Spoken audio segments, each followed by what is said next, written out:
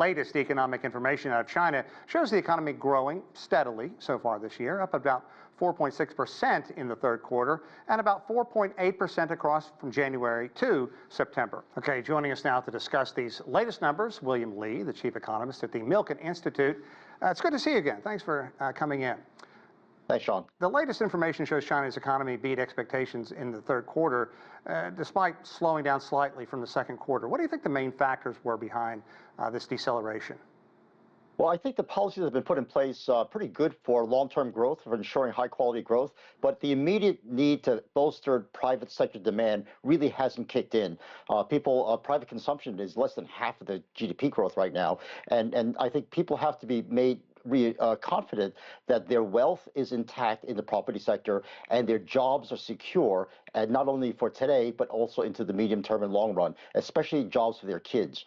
And I think if once confidence is restored there, China can resume the kind of high quality long-term growth it's looking for. But right now, demand side just isn't there. Okay, so how is China balancing its growth targets for 2024 with the current economic slowdown?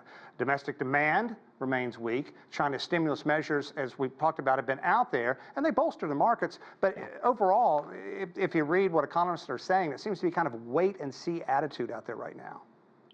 Well, at least the Western economists' perspective is that the policy measures are not directed in the right place. It's on the supply side. President Xi really wants high-quality long-term growth, and by bolstering the supply side, emphasizing new technologies and trying to improve employment there, he's going to get that in the long run and intermediate run. But right now, in the short run, as people are starting to worry about their wealth in the property market, they're just not spending.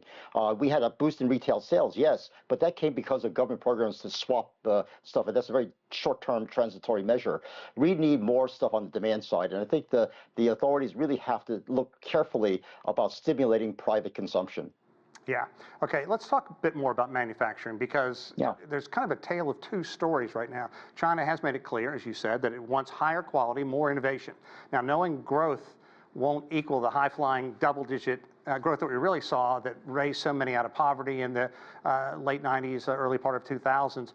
But seemingly, what they're doing now, by this higher innovation, higher quality, has the potential to put the nation on solid footing for the long term.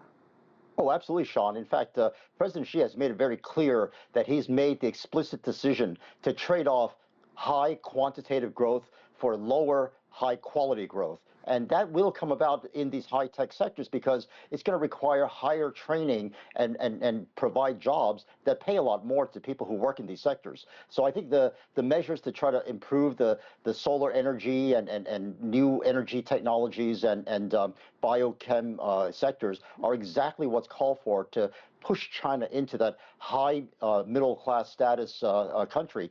But again, short term, people are worried that my wealth is disappearing on me, and I'm not going to spend until I know that I have wealth to spend. You know, and that's what I was talking about the wait-and-see attitude. And I think we've seen that in the housing sector. It continues to be a drag on the economy. A wait and see, but to see the measures that are being put in place are in some ways band-aids. They're to say, well, we have a lot of unbuilt houses, so let's finish those houses and make sure that people can get the houses they contracted for. But that's not to say that, wow, we have a surplus of excess housing, and even if I get my house, it's not going to be worth as much as I thought it was going to be, and my kids are not finding the jobs in these high-tech sectors that I thought they would. So again, finding a way to allow the local governments more leeway, which is what the government is doing, to try to bolster industry and jobs and to secure them in a way that says, you know, not only will you get a job, but you're going to get a career, and your career is going to be a high-paying one. So rest assured, you can start spending now because you're going to have the money to finance. That guarantee is not yet credible. Let's talk about the concerns outside China's border as well, these external risks, the trade tensions, the tariffs that we're seeing from the EU, Canada, the United States, and also global inflation. To what degree is that going to further impact China's recovery? I'm glad you asked that question. I just came back from ASEAN, Korea and Singapore, and they were telling me that these high tensions really is a way for them to restructure trade and get into bilateral trades. They could get bilateral deals with China to try to have a win-win situation on both sides without having to do with these big multilateral packages. And I think China should take advantage of making deals with individual countries to reassure the trade network is intact, but also to adjust to the new patterns of globalization, which is more regional trade as opposed to being the main supplier to the whole world, to be local suppliers for ASEAN and to allow a lot of the Asian countries to be part of the China production network. Okay. William Lee, thanks so much. I certainly appreciate it. Have a wonderful weekend, my friend. Thanks for having me.